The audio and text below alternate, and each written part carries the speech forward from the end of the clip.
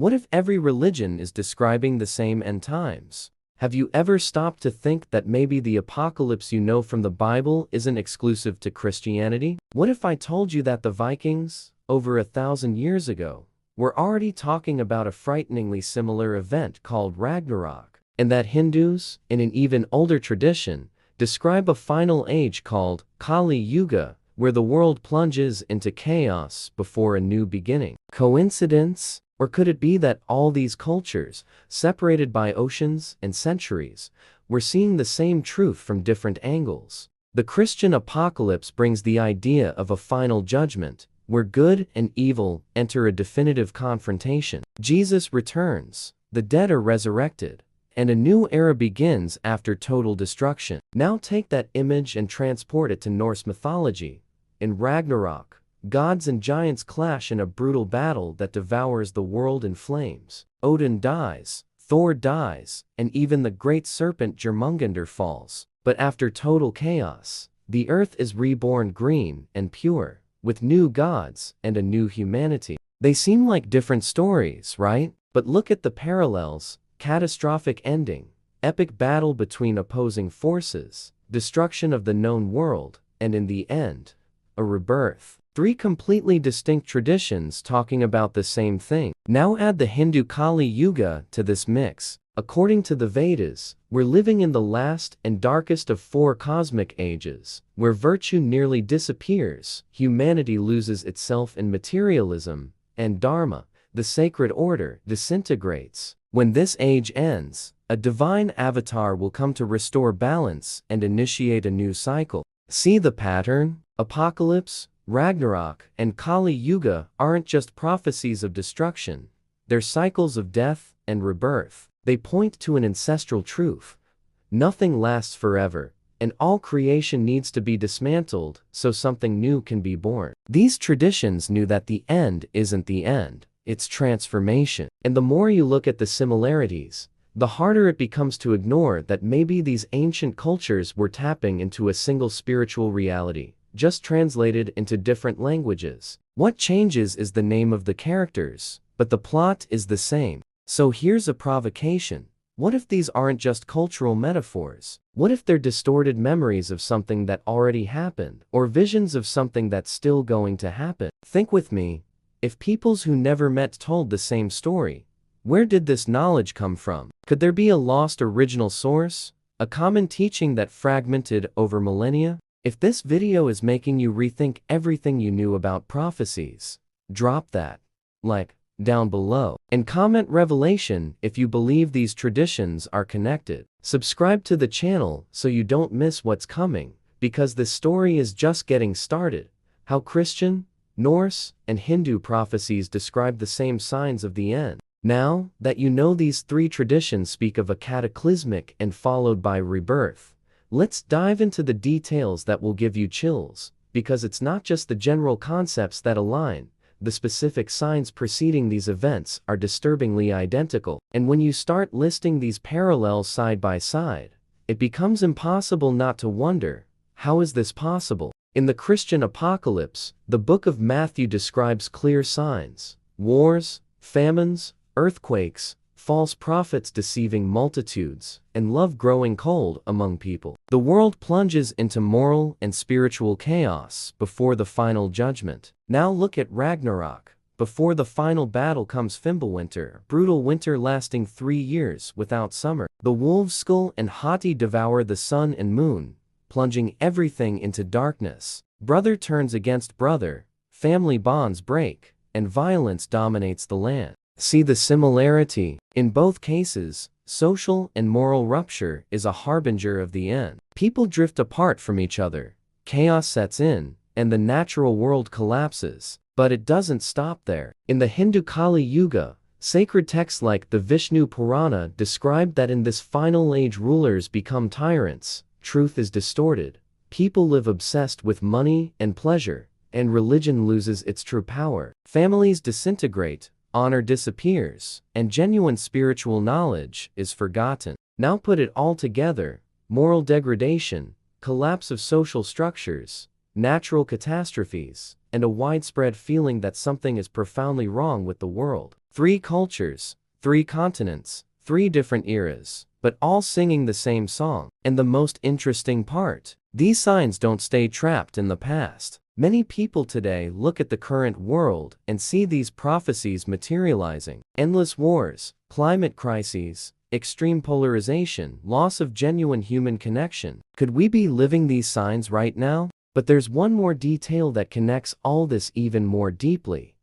The idea of cyclical time versus linear time. Christianity works with the timeline that goes from creation to final judgment, a definitive beginning and end. The Norse and Hindus, however, always understood time as eternal cycles. Ragnarok isn't the absolute end. It's the end of a cycle. Kali Yuga is followed by Satya Yuga, the Golden Age. And curiously, the Christian apocalypse itself ends with a new Jerusalem, a new heaven, and a new earth, which also suggests a new beginning. So maybe the difference isn't that big after all. Maybe all these traditions are describing the same universal mechanism. The world needs to be purified by fire, ice, or chaos, so a new order can emerge. It's as if existence had a built-in reset button, and these prophecies were the instruction manual that survived through the ages. If you're feeling like your worldview is being expanded right now, drop that like and comment cycles. If you believe history repeats itself, stay with us, because there are still many more secrets hidden in these ancient traditions. Why the figures of the Antichrist, Loki, and Kali are practically the same entity. Brace yourself, because now we're entering even more chilling territory. If the final events are similar and the signs are identical, what do you think happens when we compare the antagonists of these stories? Those beings that personify chaos, destruction, and the rupture of order. Spoiler, they're frighteningly similar, and this cannot be coincidence. In Christianity, we have the Antichrist, this figure who emerges deceiving the masses, posing as a savior, distorting truth, and dragging humanity into the abyss. He represents the inversion of divine values, the supreme deception, and prepares the ground for the final confrontation. In Norse mythology, we have Loki, the god of trickery, who spends millennia sowing discord among the gods until finally leading the forces of chaos in Ragnarok. He breaks his chains, sails on a ship made from the nails of the dead, and marches against Asgard alongside the fire giants. Already noticed the pattern? Both are deceivers. Both break with the established order. Both lead destructive forces in the final event. But wait, because Hinduism has something even more intriguing to add here. In Kali Yuga, the very name of the age comes from the demon Kali, not to be confused with the goddess Kali. They're different entities. Kali, the demon, personifies everything dark in this age: ignorance, vice, violence, rampant materialism. He is the embodiment of spiritual decline that dominates the world before the arrival of Kalki, the last avatar of Vishnu who will come to destroy evil and restore Dharma. So we have three figures: Antichrist, Loki, and the demon Kali. Three names, three cultures, but all represent the same thing: the corrupting force that must be defeated for renewal to happen. They're not just random villains.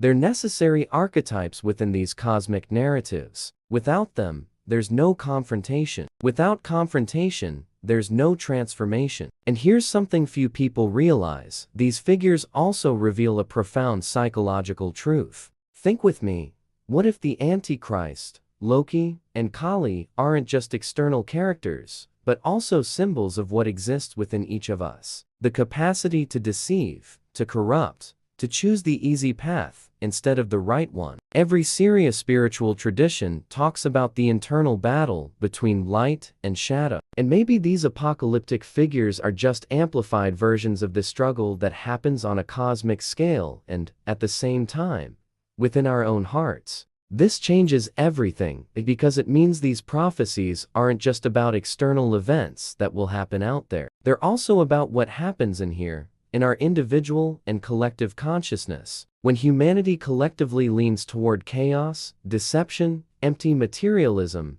it manifests these archetypes in the physical world. And when it decides to turn toward truth, the sacred, awakening, it creates the conditions for rebirth. Here's a powerful exercise. Identify within yourself where the deceiver lives, that voice that pulls you away from your highest purpose. Recognize it, because only when you see your own shadow can you integrate and transcend it. These ancient traditions were trying to teach you this all along. If this content is touching deep in your soul, drop that like here and comment awakening. If you understand that the final battle also happens within you, stay here because we're still going to reveal the deepest secret of all.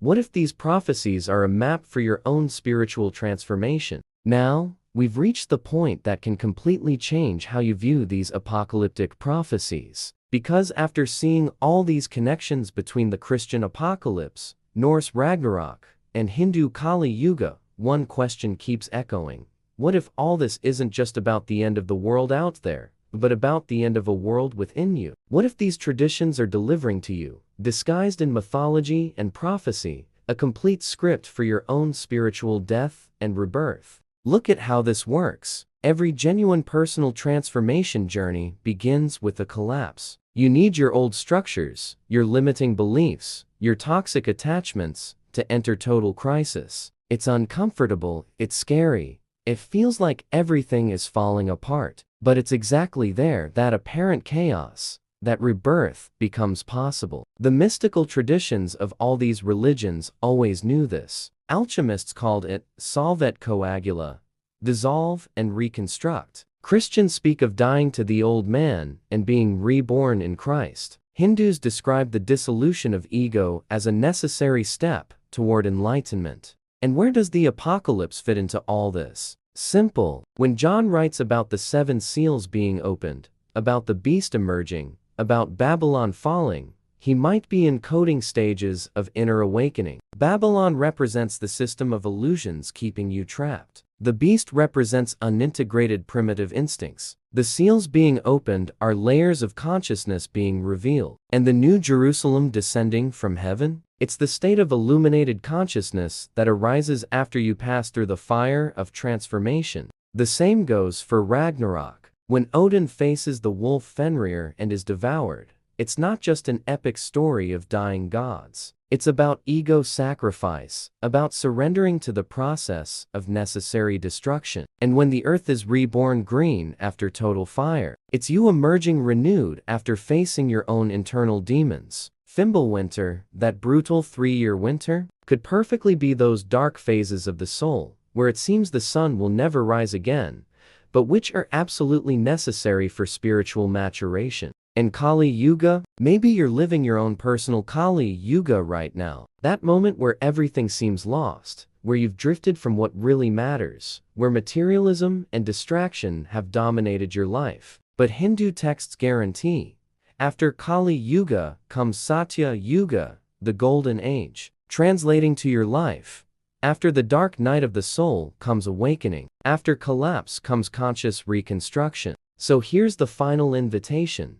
Stop waiting for the apocalypse out there and start living your inner apocalypse. Identify what needs to die in you, your masks, your fears, your invisible prisons. Pass through the fire of transformation consciously, because these ancient traditions were delivering you a gift. The certainty that on the other side of chaos exists rebirth, that from death comes new life, and that the end is never really the end.